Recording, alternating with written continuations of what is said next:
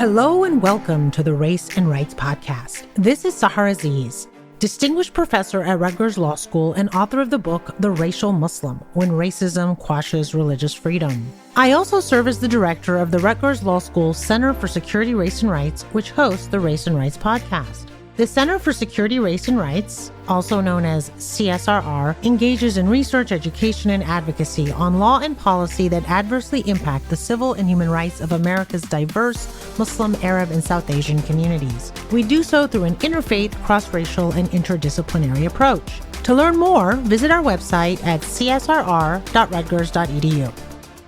Today's episode is entitled Trauma in Gaza, a Palestinian Diaspora Experience, featuring Dr. Ghada Ageel, a third-generation Palestinian refugee. Dr. Ageel received her PhD in Middle East politics from the University of Exeter and is a visiting professor at the University of Alberta. She is co-editor of 3 books, Light the Road of Freedom, Come My Children, and A White Lie. In this episode, Dr. Ghada Ageel, who was born and raised in Gaza, describes the pain and trauma experienced by Palestinians living in Canada, the United States, and other diaspora communities as they have witnessed the Israeli army's indiscriminate bombing and mass starvation of their families and friends trapped in Gaza. At the time of the recording of this episode, in mid-December 2024, the Israeli military had killed over 55,000 Palestinians and injured over 100,000 Palestinians trapped in Gaza for over 15 months. Israel also destroyed every university in Gaza and killed hundreds of professors, resulting in what many Western scholars have described as scholasticide. 19 of the 36 hospitals also have been destroyed by the Israeli military, with the remaining 17 hospitals severely damaged and barely operational.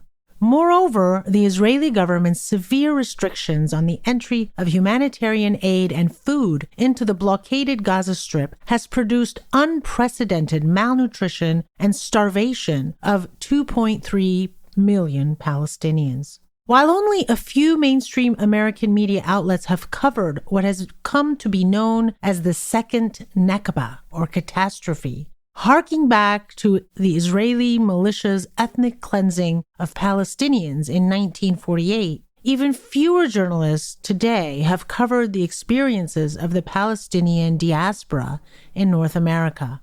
So let's hear what our guest has to say about the deep intergenerational trauma that she and her family are experiencing due to decades of displacement and currently what international legal scholars have concluded is a genocide in Gaza. Thank you so much for joining us today, Professor Ghada Ageel. I know this is an extremely difficult time for you and your family who are Palestinians, who are Gazans, and who have experienced a tremendous amount of pain and suffering and trauma in the last 16 months as Gaza has been indiscriminately bombed by the Israeli military. Many children and other civilians have been killed through sniper shots, and also there is severe starvation that is being reported by the United Nations and other international human rights groups. So I can't imagine the amount of pain that you are experiencing, you and your family. So I am deeply grateful for your willingness to give your perspective as a Palestinian living in Canada, but raised in Gaza and having family in Gaza. It's crucial that we hear your perspectives and the perspectives of Palestinians in Gaza as we witness what many international scholars have concluded is a genocide being committed by the Israeli military. So I want to start our conversation by asking you to tell us more about you and your family's connections in Gaza. Well, thank you very much for having me. My name is Ghada Ageel, and I am a third-generation Palestinian refugee born and raised in Khan Younis refugee camp, which is one of the 8 refugee camps in Gaza. However, my parents and grandparents were born in Beit Daras. It's a village that no longer exists on the world map. It has been demolished, erased alongside, hundreds of villages and towns in the course of 1948. I was educated in Gaza and finished high school amid the first Intifada. However, I was unable to pursue my dream and to go to university because at that point of time, Israel, as a collective punishment, has closed all the universities for 6 years. So I have to wait all this time. I mean, clinging to my dream so that I can join university and study. 1994, I joined the Islamic University. That is no more. It has been targeted and destroyed along all the higher education institutions, all Gaza universities, unfortunately, lie in ruin. So I got my BA there, and it has been, I have been lucky to get a scholarship and study in Britain, where I did my master's degree and my PhD. And I returned to Gaza and worked there for a while. Well, I'm currently visiting professor at the University of Alberta in the political science department. I have a few publications on Palestine, apartheid in Palestine, the name of the book, Hard Laws, Harder Experiences, and another series narrating the history of Palestine through the eyes of the people who lived it, called Women Voices from Gaza series. So this is a little bit about myself. And do you still have family in Gaza? And can you tell us a little bit more about their lives there before October 8th, 2023? Yes, I do have family. All my family are there. My siblings, my uncles, my aunts, my cousins, my nephews, my nieces. I don't think there are enough accurate words in English or any other language to describe or articulate the depth of horror they live. Not themselves, but also the entire 2 million people currently in Gaza. Before even October 7th, the life has been very difficult given the blockade, 19 years of a blockade that, deprived Palestinians from everything. My family and my husband's family, as well as refugees, they are now homeless. They lost everything.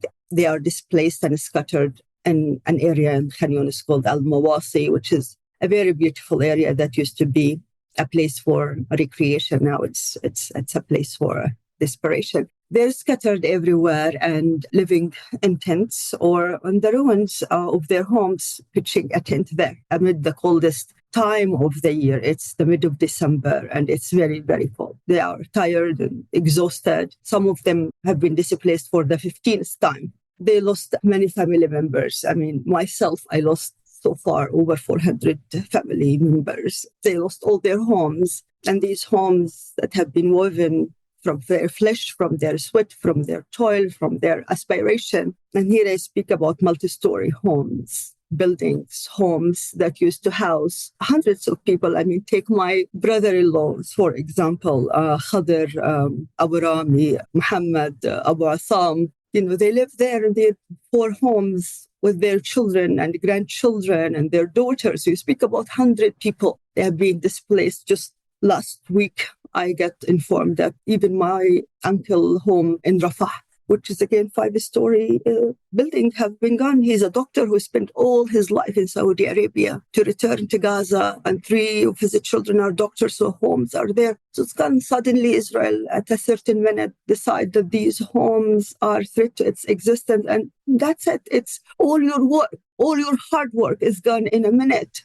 My sister-in-law, Naama, actually, when I talked about the brother-in-laws, she died from a stroke when her children brought her the pictures of their home. And she kept weeping till, next morning she was unresponsive. They got her to the hospital only to declare her dead a few minutes later. It's really, really difficult situation before October 7th. And now they live impossible conditions, struggling in every aspect, every front of life you may think of. There is no power and no electricity. And you know what? It's not now. It's not since October 7th. Since 19 years when Israel bombed the only power unit in Gaza, people have been living without electricity, 8 hours of electricity a day or 12 hours. No cooking gas, no water, no medication, no sanitation. Even there is no air because the air is polluted. There is shortage in everything. This is now the defining norm in Gaza. My family is hungry and starved, and it's really difficult to call them and listen to that. When I talked to them last summer, the first time they opened the camera, we speak via text or, via phone. The first time they opened the camera and I saw their faces, I couldn't recognize them of the much of the weight loss they endure I wept. And even this last September, my son was speaking with one of my nephews. He is the first year engineering student. And I thought he's speaking with one of his friends later to realize that this is my nephew. I couldn't realize or recognize his face. It's difficult. And they are surviving now on a very little food, being deliberately starved. I mean, I spoke with my cousin just 10 days ago, and he's a teacher. And he told me that he hasn't eaten bread for 15 days. 15 days. And his dream is a piece of bread. And he says, Ghada, I can endure the hunger. But what about the children? Their cries overnight, Mama, بدي خبزة, Yamma, I need a piece of bread. It's so difficult. They can't sleep. And there's no flour, available in the market. I mean, just even before I joined this podcast, I was hearing the owner was speaking about the shortage of aid. Israel is denying food to get into Gaza from 500 trucks to 100 to 50 to 30, now 6%. And this explains how everything is so expensive. Even a cup of tea, it's nothing in the market. And if there is in the market, this is so expensive. So they are using food and starvation as a weapon of this war. So it's everything, as I said, expensive. And, when I speak even about expensive, it's not only the high cost in terms of money, but also the cost could be your life. My family telling me now that drinking water may cost you your life if you go and join. And yesterday they hit the Balach municipality while the people with the mayor trying to organize clean water, drinking water for the people. A loaf of bread is dipped in blood.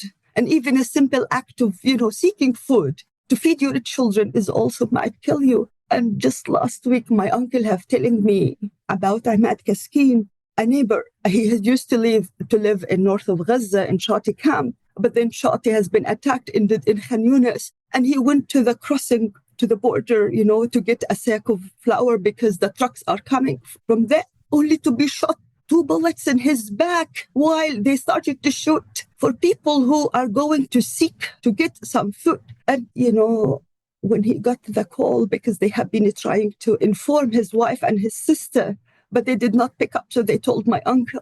My uncle went to the Ahmad Kaskin family. And, you don't tell the people or to the sister or wife that your husband is killed. You have to, come up with a story. So he told her, Ahmad had been, wounded. We got him to the hospital. And in 1 minute, she said, stop, Ahmad is killed. And she let out a scream that pierced the ear of everyone. My uncle said, till the end of his life, he would never forget that scream. And all the children, he has 2 children, young, 5 years and 7 years, followed her because she put her jilbab, her, her cover, her, dress, and ran to the hospital. And the children, Baba, even when he tells me, I could imagine the horror as a mother, as a wife, and as a sister who have, my siblings there. And any minute, I am thinking I might get this news. So it's not Ahmad Kaskin. It is not this and that. Even at the same day, while our neighbor is fishing from the Mediterranean on the beach, just,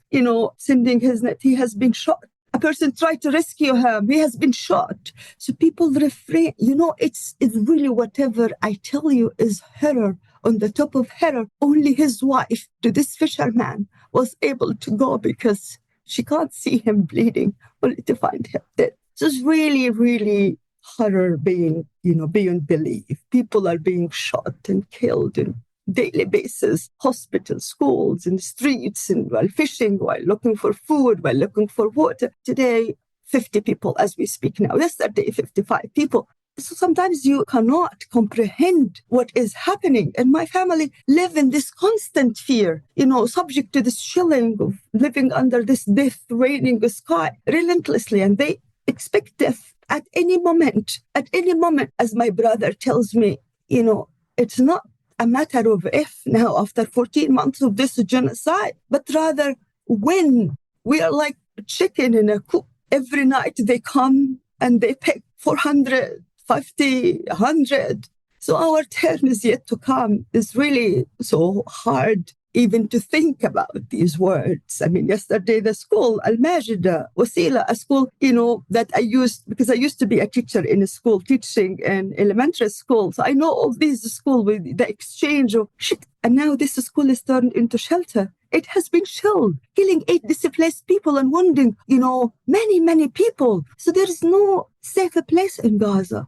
Today, this morning, another school has been shelled in Deir al-Balah and in another school in Beit Lahia. Really, you cannot comprehend the level of destruction for every single institution in Palestine. So horror upon horror unfolds, and here I am, thousands of miles away, utterly devastated. You live here, but you are, the constant fear of receiving a news of losing another family member, thinking of the unthinkable. Yes, no, I can't imagine the amount of pain and trauma that your family in Gaza are experiencing and being killed without knowing. I wanted to kind of ask you how that has affected you and your family and other Palestinians in Canada, which often applies also to Palestinians in the United States. And just to give our readers some context, today is December 15th, 2024. So when we're talking about the deaths and the events.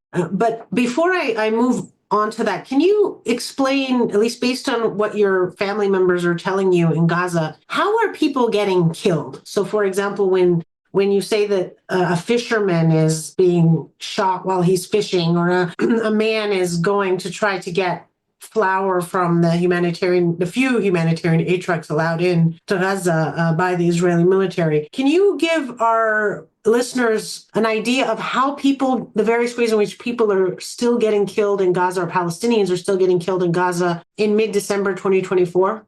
This is a continuation. I mean, is really what shocks me that it's not in news, but every day there's, people killed, as I said, in the shelters while getting water, while, walking to get internet by a coupon, while going, they're living under the death raining sky. Bombs could fall at any moment. It's not just the killing, it is the minute after the killing, because you will be taking these people to a collapsed health system where doctors are unable to offer anything but a first aid. Is really difficult to question. I myself don't know, this sheer size of killing and the wound. I mean, imagine now, after 14 months, we have approximately 45,000 people killed, 10,000 under the rubble, 10,000 missing, 100,000 people have been, wounded, 12,000 needed immediate evacuation. These people have been in their homes,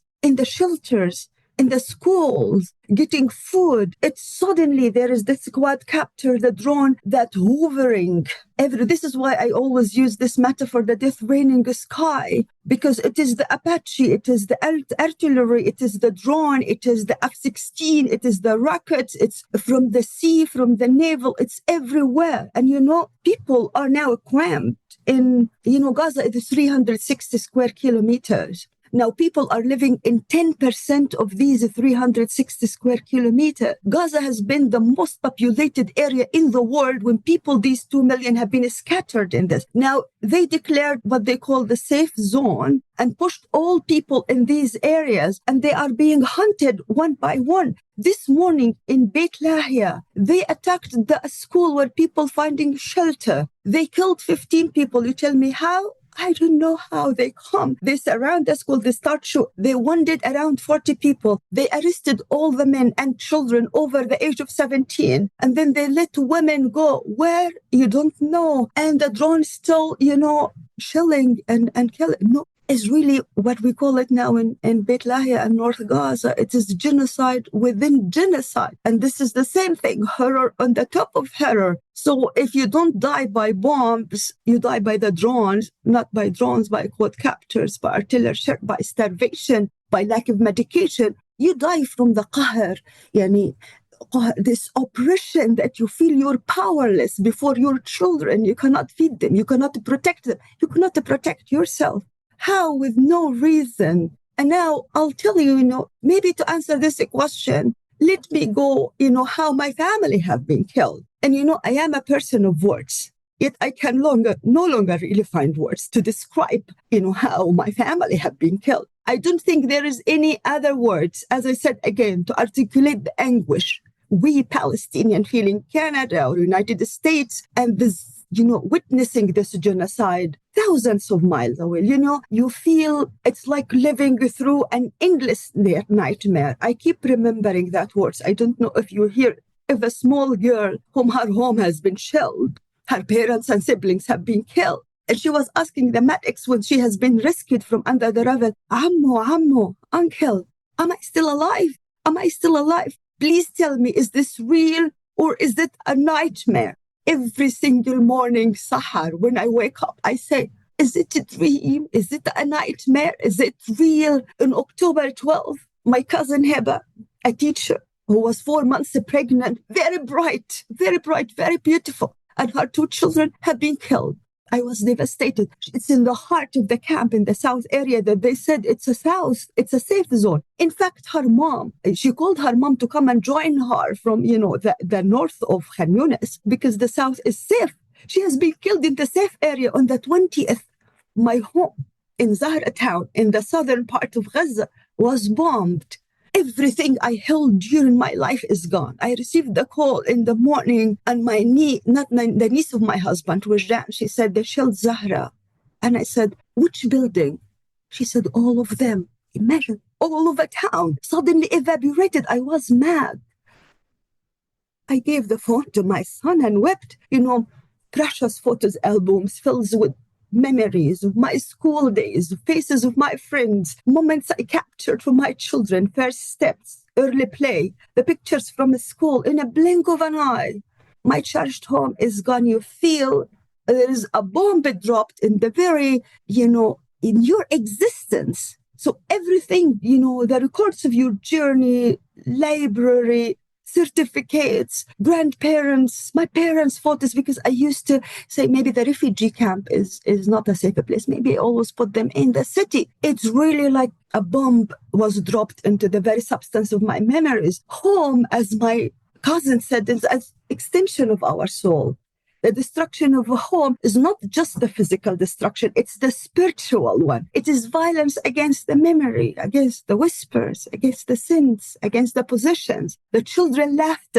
And, she was right, because when I saw my sister-in-law passing away after her home, I could relate very much to Hiba's words. And then, just a few days later, on the 24th of October, we received the news that the sister of my husband, home is bombed, killing all her children, grandchildren, great-grandchildren, among them doctors, pregnant women, infants. My children have been devastated because we visit every year. So to lose an aunt and cousins and nephews, it's so devastating news.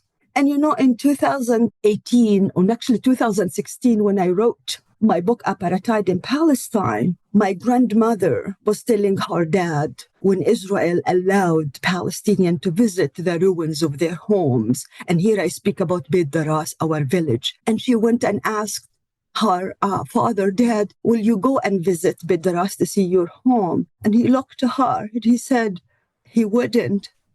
My home is my flesh, he told her, my blood, my sweat, the broken human being you're saying. How do you expect to walk in your body? And he gave her back and he cried. I felt my grandfather deeply on October 20th. And if he is alive, I would tell him, maybe there is more horrible thing, not to be able to walk on the ruins of your home, to watch it thousands of miles away, and not being able to go there. The nightmare continued. On the 26th of October, I received the news that an entire block in my home, Khan Younis refugee camp, has been shelled.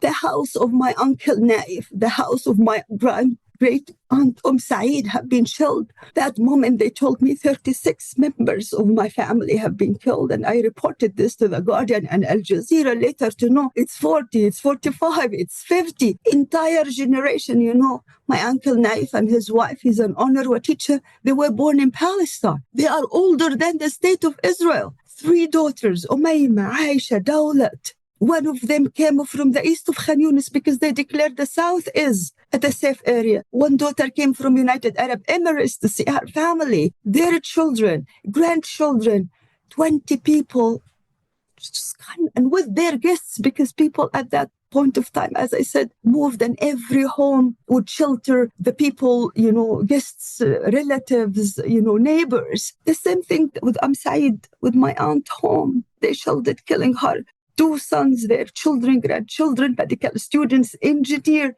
and the shop of Assad. And at that minute, my nieces and nephews escaped death by a miracle. They went to Assad's shop, which is in the ground floor of the house of my aunt Said, to charge their phone. This Assad is the kindest man in our camp.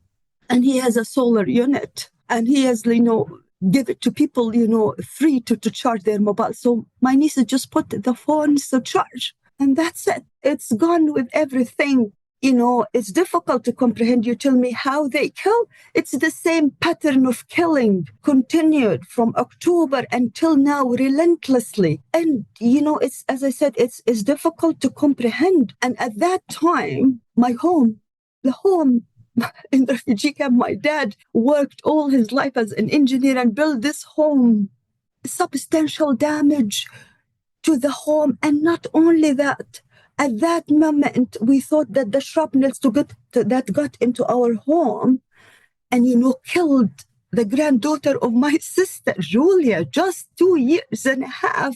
It was from the shrapnel, only to learn after probably a month that Julia, our beautiful Julia, the first granddaughter in the family, had been killed from the pressure. Imagine, Sahar, when they drop these tons of bombs in a refugee camp, the amount of pressure that it caused to the air that escapes the area, that a child, the body of a child cannot bear. So this pressure escaping her body, caused for her lungs, for her cage to collapse. So the blood I see in the picture from her eyes, from her ears, it wasn't from the shrapnel. It was the bleeding. Her lungs has exploded. So this is how my family is, endured. This is how people are killed. There are a few examples of 45,000 have been killed. And Julia and my nephew, Ageel, and his wife, Rawan, they came from North Gaza, in Gaza city. They told them, go to the south, because the south is safe. Only for Julia to be killed in the south. Her aunt, to be paralyzed because of, the shrapnel hit her, thigh. It's really horrible beyond belief. And you think it ended when I say I lost 400 members of my family. I mean, I could take hours and hours to explain how each member of my family was murdered.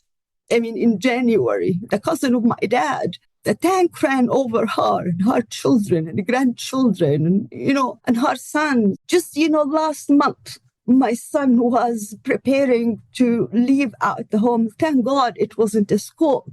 And he said, Mom, my aunt on the television. I rushed to see my husband's sister on television hugging her daughter, Suzanne, and the children. Suzanne had been murdered in Nusayrat camp, together with her 2 grandchildren, sleeping next to her. The picture, the image, the voice of Majdiya. This is the sister of my husband's name.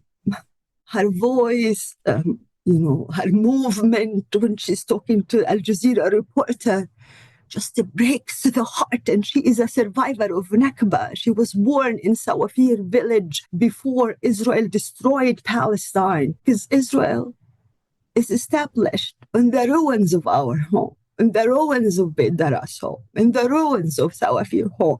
So for 76 years after that ethnic cleansing, Majdiya is living another Nakba, another catastrophe, another ethnic cleansing. And just a few months before Suzanne has been killed, I reported to the world the killing of Suzanne's sons, a taxi driver in Nusayrat, who was just, having a break, just put his taxi and having a nap next to his home to be shelled. This is the answer how people are killed. People are killed in streets, in their homes, in their tents. And before it wasn't news, They shelled the Mahmadani hospital, killing 500 people. It was in news. In May, they shelled the 10 people have been burned. It has been in news. They shelled this school at Tabarin. 100 people in the school have been killed. Now it's no more in news. 80%, 90% of Gaza school turned shelter has been destroyed.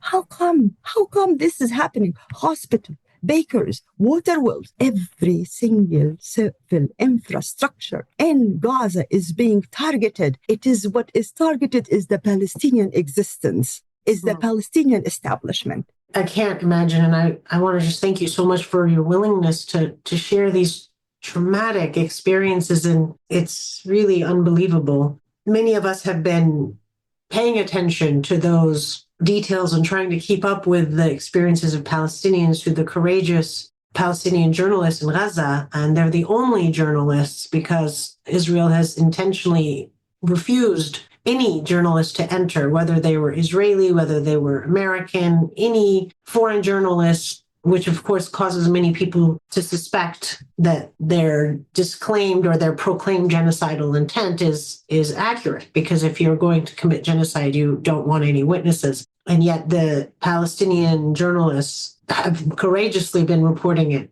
through their phones, their smartphones, through cameras, through any means they can. And as we know, nearly 200 have been killed and possibly more. So Israel is also intentionally assassinating Palestinian journalists in Gaza to try to hide that reality. So as somebody who lives in Canada, you've also, in addition to experiencing your personal trauma as a Palestinian from Gaza who was raised in Gaza, who has family in Gaza, who has over 400 family members who have been killed in the last 16 months, you've also witnessed the media coverage by Canadian media, by American media, and other Western media in the English language.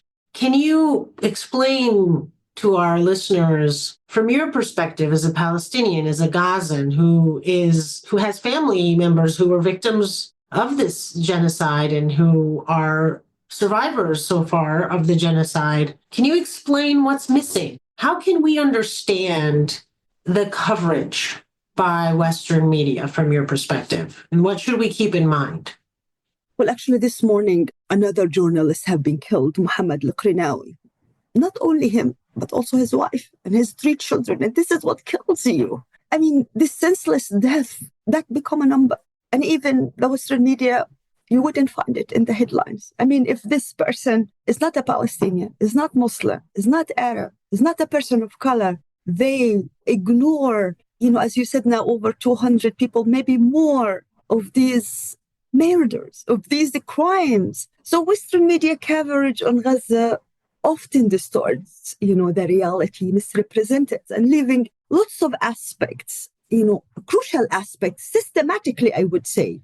They oppress the historical context to start with, the lived experiences of Palestinians that I am telling you about, the reality that they live under the occupation and the blockade and the apartheid system, and now the genocide. And I know that these are not easy words, but it has been all investigated and proven by legal scholars, by courts, and by reports, by human rights organization reports, etc. The Western media always portray this is a conflict between 2 equal sides, rather than put it in its context. The longest-standing system of military occupation, 49 years of occupation, settler colonialism, apartheid regime, ethnic cleansing, 76 years of terror that we are witnessing. The coverage systematically suppressed the root causes of the historical context of the question of Palestine. Amid this disposition of the Palestinians and remain fixated on October 7th,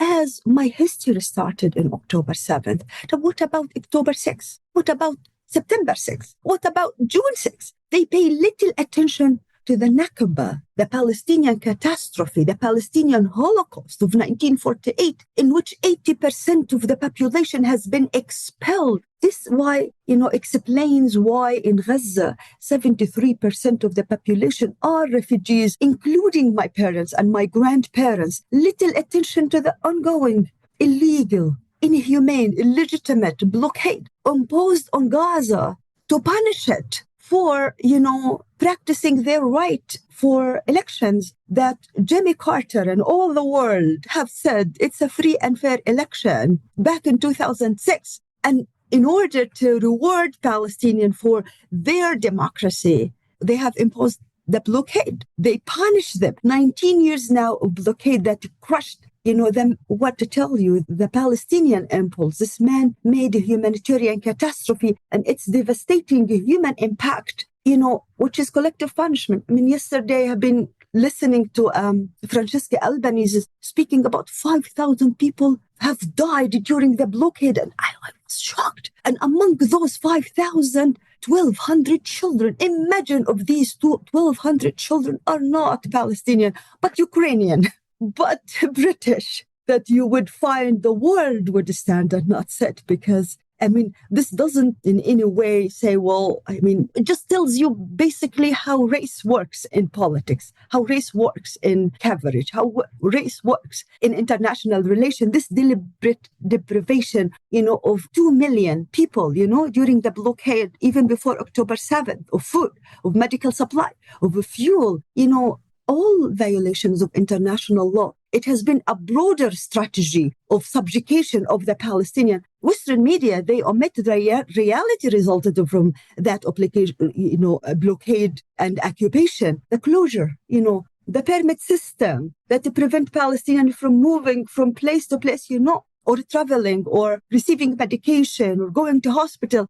My father, who worked for the Israeli civil administration, Gaza has been under direct Israeli control between 1967 all the through, they redeployed in 2005 and got cancer.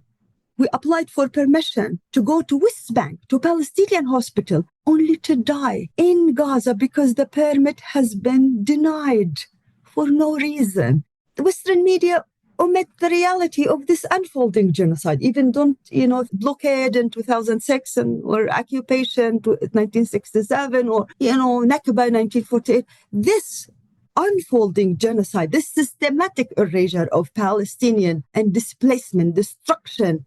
Think of Bethlehem, the north of Gaza, that it's either ignored or diluted. Little attention. Family lynching, hundreds of families that have been killed, obliterated. The Nasser family, the Najjar family, Ahmed family, Shalayil family. Last month they killed a Nasser family. 100 people have been there. The relative of extended family gone. This is last month. This morning they killed El Baba family, El Ahmed family. 70 people. In the past. I can't comprehend. I am a Palestinian and I am a person, as I said, of words and figures. And when I look in the past 70 days, the genocide in North Gaza claimed the life of 4,000 people. This is a dot.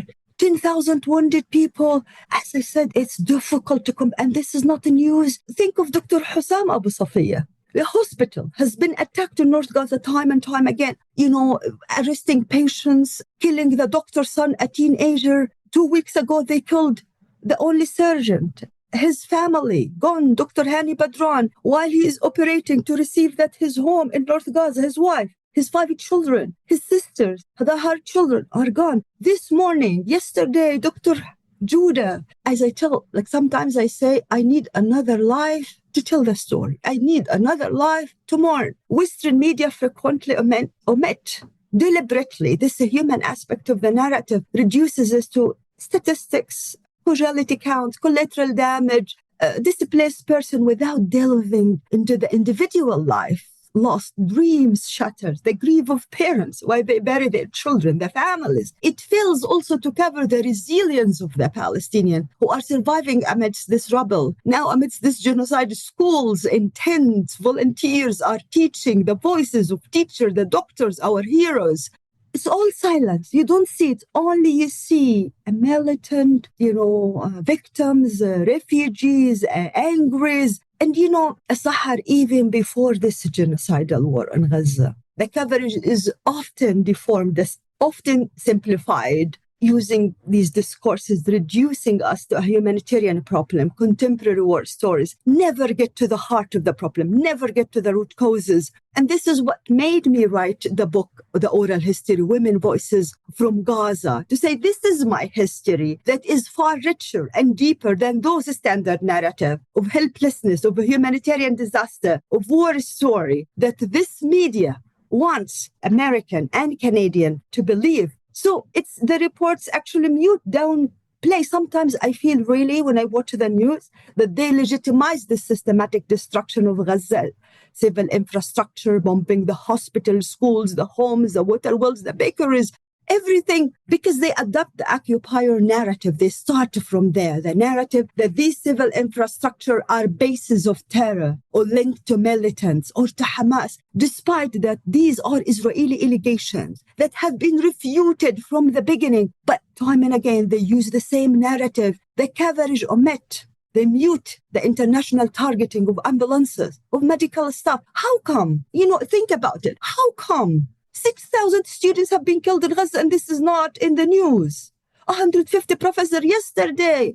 Dr. Abdeslam Zaid, a genius professor in math, has been killed with his wife. How come this is Professor Al-Borsh? How come these numbers of journalists, 200 journalists, how come 300 teachers have been killed?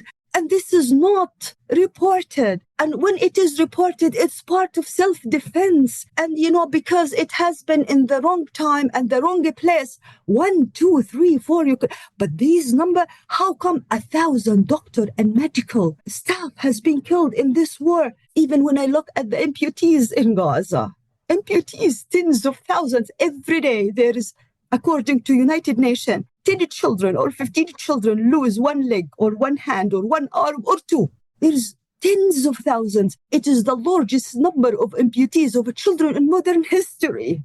This explains 18,000 children have been killed in this genocide. 18, maybe 19, maybe 20,000, because we don't know. We are not numbers. Sahar, we're not numbers, but numbers convey the sheer size of this ignorance. How come the starvation and hunger of my family? How come that the wish of my cousin become to have a piece of bread? How come the wish of my brother, a doctor, is to offer the patients more than the first aid? He sometimes tells me I offer them tears or hugs. How come a child in the tent next to my family celebrating his birthday a week ago, and my sister-in-law telling him, "What's your wish, Ahmed?" And he said, "To hug my mother, because he lost his 2 arms, to scratch my nose, to go to my toilet or to the toilet to washroom and be able to help myself." I mean, if you really dig into these details, I don't think a single American or Canadian should stay in their homes or celebrate Christmas. It should all burst into the street. Gaza is the failure of the humanity. Gaza is the graveyards of mother, graveyard of children, graveyard of entire humanity. And the last point I want to say, by omitting these critical dimensions, these numbers, these stories, these details, the media erases the Palestinian humanity.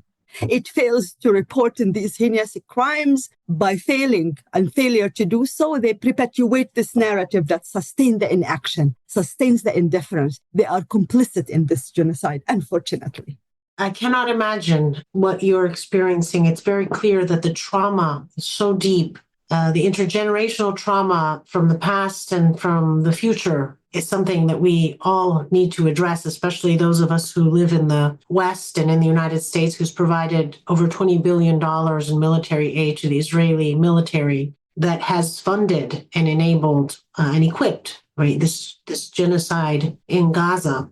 And many of us are also aware that when people speak about Palestinians' perspectives, as you did today, when people in the US or in Canada protest or lobby their elected officials to vote against funding the Israeli military for violating even American laws which prohibit funding to militaries who violate human rights laws, but when they simply exercise their free speech rights, and when they simply want their own government in the United States and Canada to not be complicit or be actively enabling or indirectly enabling this genocide, they are also punished, right? They're fired from their jobs, they're disciplined in universities, they're falsely accused of being anti-Semitic, and that's the least harmful impact of what's happening in Gaza. What you've experienced, what your family in Gaza has experienced is the most serious and gravest. And again, I'm so grateful for your willingness to explain to our audience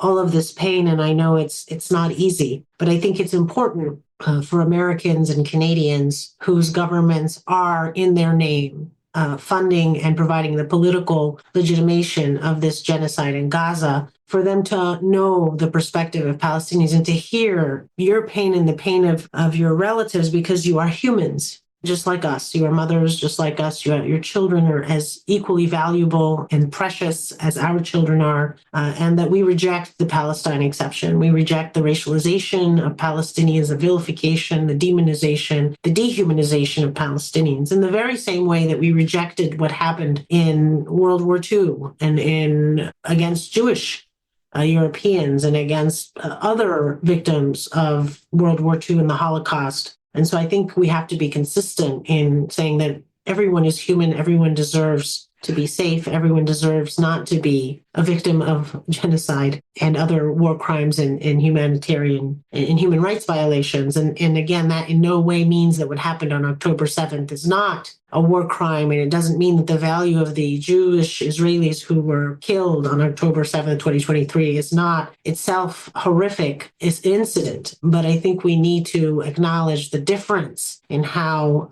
Jewish lives are covered and treated and mourned when they're lost, because they are seen as white, as European, whereas Palestinians are seen as brown and part of the global South and completely dehumanized. So I appreciate you kind of providing that human aspect. We could speak about this for much, much longer, and I will recommend to viewers to read Professor Ghada Ageel's books and literature. As we close, could you provide our listeners with recommendations of resources, whether it's your own literature, your own scholarship, but also books or authors that they should read their works, organizations that provide what you think is the perspective of Palestinians? Because that's really what's missing, is the perspective, the lived experiences, the analysis of Palestinians who have had to experience the life in Gaza and the West Bank since 1948, as well as those who have been expelled. Well, I think probably the question of Palestine by the late Professor Edward Said is the first title or resource that come to my mind. I really highly recommend reading this book. And actually, it is available online and it's free. You just Google the name and you can have a PDF copy. It has been written in 1979, but very much applicable and, tells put the Palestinian experience in its historical and political context. And the same thing could be, said about Professor Ilan Pappé, the Israeli new historian, who proved that what had happened in Palestine is ethnic cleansing. Palestinians did not fled. They have been expelled. And the book called The Ethnic Cleansing by Ilan Pappé. Rashid Khaldi also for, people who look for a recent publication, I think the book, The 100 Years of War in Palestine, published in 2022, or Noor Ariqat, Justice for Some Law and the Question of Palestine, also another resource, Dr. Ramzi Baroud and Ilan Pappé,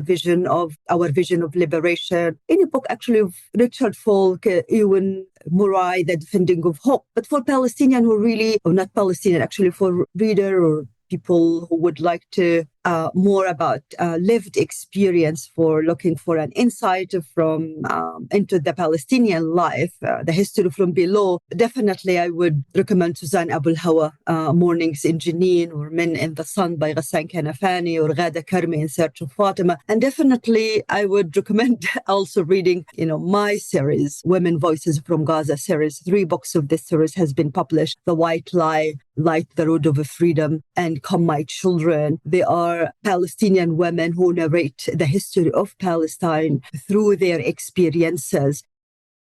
Well, thank you so much, Professor Ageel. As we end, is there one key takeaway you'd like our listeners to consider? Well, to think about Palestine and probably to tell a story, to educate themselves more and more, because This is the most, important thing we could do at this time. I don't think here in the West we're going to liberate Palestine. Palestine, I think, would liberate us and liberate our institution. And all these taboos and ignorance and coverage for the truth. The truth needs to see the sun. So probably narrate Palestine, think of Palestine, work for Palestine, try to understand Palestine. Probably Professor Rifat Al-Arair, who has been killed last year in Gaza on December 6th. His poem tells people what to do. He says, if I must die, you must live to tell my story.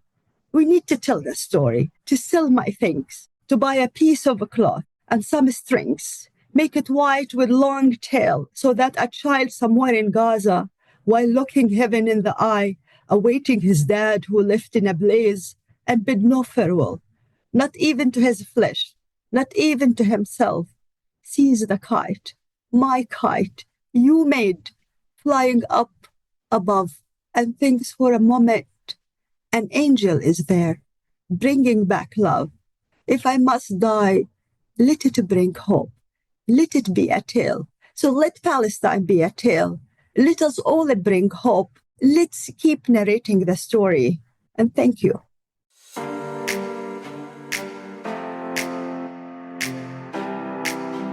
We hope you enjoyed today's episode of the Race and Rights podcast. This podcast is hosted by the Center for Security, Race and Rights, housed at Rutgers Law School, also known as the People's Electric Law School.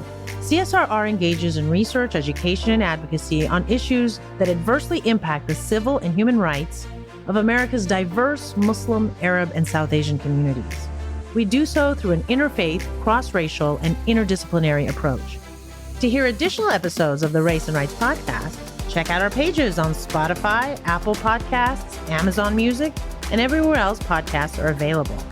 Now, for a deep dive on these issues, visit our website at csrr.rutgers.edu, where you can find policy reports, teach-ins, and news commentary by our over 130 faculty affiliates. To watch our over 80 academic and public policy lectures, subscribe to our YouTube channel at Rutgers Center for Security, Race and Rights. And on social media, be sure to follow us on Instagram at Rutgers CSRR and on Twitter and Facebook at RUCSRR. Finally, you can financially support the Center for Security, Race and Rights by going to our website at csrr.rutgers.edu and press the donate button. And please give generously. As always, be well and see you next time.